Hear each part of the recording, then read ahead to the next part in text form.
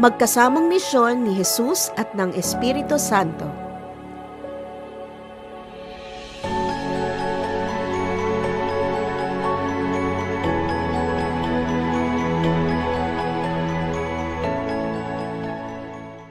Sa ating ebanghelyo ngayon, mapapansin ninyo na sa unang bahagi ay ipinakilala ni San Lucas kung para kanino siya sumusulat at kung paano at bakit niya ito isinulat. Kagalang-galang na Teofilo, marami na po ang nagsikap na sumulat tungkol sa mga bagay na naganap sa kalagitnaan namin. Ang kanilang isinulat ay ayon sa itinuro sa amin ng mga taong buhat pa sa simula ay mga saksi at mga tagapangaral ng salita ng Diyos. Kaya't matapos kong suriin ng buong ingat ang lahat ng pangyayari buhat pa sa pasimula, minabuti ko pong sumulat din ng isang maayos na salaysay para sa inyo, upang lubusan ninyong matiyak ang katotohanan ng mga itinuro sa inyo. Namumukod tangi ang ebanghelyo ayon kay San Lucas na may pinatutungkulan kung para kanino ang sulat. Noong unang sentenaryo, karaniwan ng gawain na mag-alay ng aklat sa isang importanteng tao.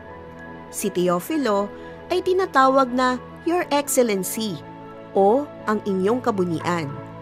Maituturing natin si Teofilo na isang mahalagang tao sa komunidad ng mga hindi Hudyo na niyakap ang Kristyanismo dahil sa pakikinig niya sa pangangaral ng mga apostoles.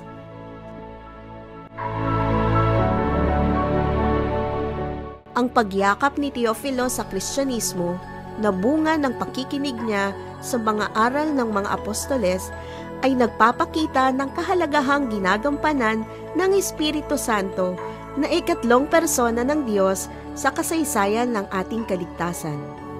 Sa katisismo ng Iglesia Katolika, itinuturo sa atin kung paano natin makikilala ang Espiritu Santo. Una, sa mga kasulatan. Ikalawa, sa tradisyon na pinatutunayan ng mga Santos Padres ng Iglesia. Ikatlo, sa maesteryo ng Iglesia o teaching authority na tinutulungan niya. Ikaapat, sa liturhiya sakramental, sa mga salita at simbolo nito. Ikalima, sa panalangin na ginagamit upang ipamagitan tayo. Ikaanim, sa mga karisma at paglilingkod na kasangkapan niya sa pagtataguyod ng Iglesia. Ikapito, sa mga tanda at sagisag ng buhay apostoliko at misyonero. At panghuli, sa pagsaksi ng mga santo na ginagamit na paraan upang ipakilala ang kanyang kabanalan at upang ipagpatuloy ang pagliligtas ng mga kaluluwa. Sa pagsulat ni San Lucas kay Teofilo, nais niyang siguraduhin na maayos at totoo ang mga katuruan niyang natanggap. Kaya't ganoon din ang ginagawa sa atin ng inang simbahan. Binibigyan tayo ng mga daan upang maganap ng Espiritu Santo ang kanyang gawain sa ating buhay pananampalataya. Nais din nating bigyang diin ang magkasamang misyon ni Jesus at ng Espiritu Santo.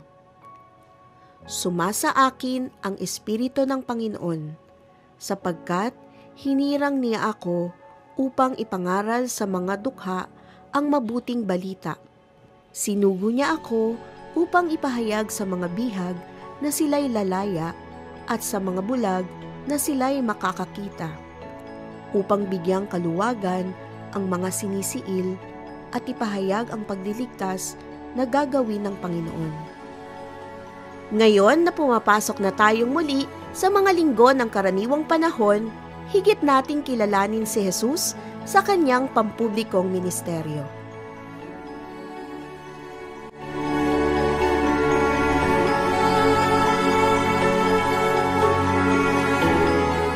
Ano-ano nga ba ang paraan upang mas lumalim ang pagkakakilala at pagtanggap natin kay Jesus? Una, sa ating mga tradisyon. Alamin ang kasaysayan ng ating pananampalataya at matuto dito. Ikalawa, sa banal na kasulatan, ang Biblia. Ugaliin ang pagbabasa at pag-aaral nito. Ikatlo, sa mga turo ng simbahan. Magbasa ng mga katisismo, mag-research, makinig sa mga pag-aaral. Ikaapat, dumalo sa mga pangliturhikal at sakramental na pagdiriwang, kasama ang iba pang mga mananampalataya. Ikalima, sa personal na pananalangin at pakikipagkapwa-tao, dahil ang Diyos ay nasa kapwa din natin.